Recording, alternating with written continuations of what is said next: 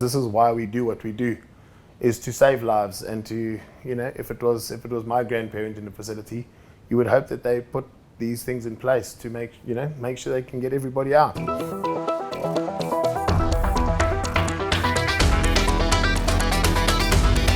Good day, everybody. This is Talking Fire with the FDIA. Today we're covering a topic of needing a fire detection system. So we've recently introduced a new standard which everybody is aware of, and that's a big part of why we are making these videos. But specifically, the BS5839 standard which we adopt was actually fast-tracked to make changes such as the need for addressable fire systems in care facilities that have more than 10 occupants. And that was caused by a large number of fatalities after several fires occurring very quickly after each other. So, unfortunately, it was decided that 2,000 square meter zone was too big an area to, investigate for the start of the fire in order to get all the people out of like a frail care facility. And it's, I think it also gives us a chance to realize this is why we do what we do, is to save lives and to, if it was my grandparent in the facility, you would hope that they put these things in place to make sure they can get everybody out. There are some other points that we want to touch on that have changed in the new standard. So I'm going to pass over to Clive, who's going to go through these less depressing points. I hope, Clive.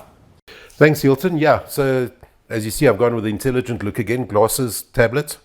So what the new standard has said is that the need of a fire detection system. First point is where occupants need assistance to evacuate, and the facility has sleeping accommodation for more than 10 people, it needs to be an addressable system. This is so that if there is a fire, let's not say when, but if there is a fire, it makes it a lot easier to assist the people to evacuate the area.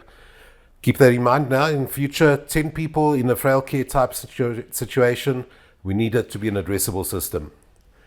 The next one is that if there's any major non-compliances on the system, so we all know that you install a system and you cannot always be compliant to the standard.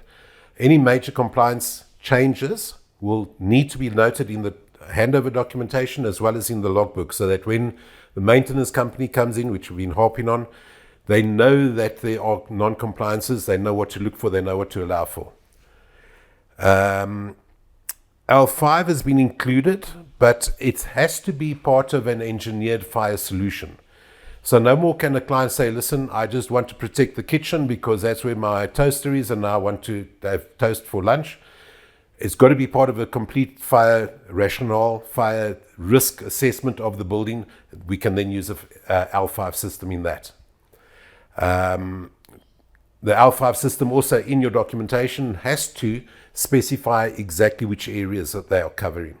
Remember, L5 system is a specific area in a building, so you need to specify in the documentation where that area is, and it's only that area that's been covered. At the end of the day, it makes it easier for the maintenance people, it makes it easier for you as the end user to know what you're doing and what you're looking at. Okay. L2 system has to be a carry on from an L3 system. So L3 system is covering escape routes and rooms leading onto escape routes. L2 system is specified areas. So an L2 system has to incorporate L3 and then the specified areas. You can't go, all right, look, I'm looking at an L2 system, I'm ignoring L3. It's a continuation of that. The other one is be aware that certain smoke and multi-sensor detectors can be programmed to be below the requirements of EN54 Part 7. Then the system they are being used in will not satisfy the recommendations. So if you have a multi-criteria sensor and it's been designed that it's a heat and a smoke detector and you're using only the heat element, obviously your spacing needs to be then smaller than it would be on an ionization or a smoke detector. That's all we're going to cover on this one. Hilton, I don't know if there's anything you want to add in on that. I think just that point on the multi-sensor, just that a lot of multi-sensors are programmable for certain areas, and that always designed for maximum or towards the minimum. So as we know, heat detectors cover a lot smaller space, so we designed according to that rather than the optical detector, because if it's in just heat mode, as you did touch, when talking about L5 and identifying a specific risk, we just need to remind everybody we're referring to SANS 10139 2021. Yes. This is building detection. So that risk, if it is a server room, we're referring to 246. If it's a gas area, it falls under a different standard. Therefore, it is not included in the L5 system.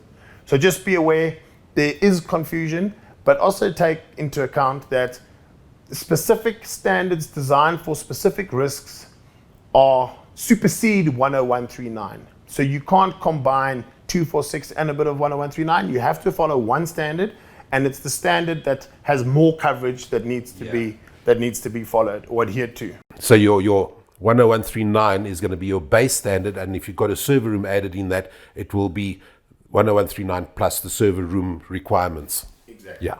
But that's all touching on that.